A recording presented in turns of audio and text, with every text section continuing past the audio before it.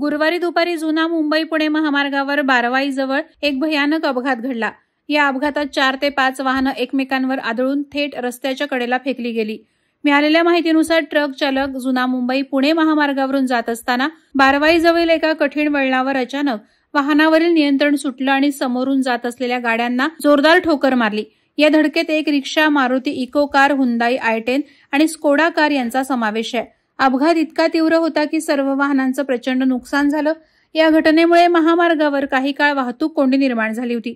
अपघाताचा आवाज ऐकून आजूबाजूचे नागरिक आणि स्थानिक लोक तातडीनं मदतीसाठी धावले। त्यांनी जखमींना गाड्यांमधून बाहेर काढलं आणि पोलीस तसंच रुग्णवाहिकेला माहिती दिली।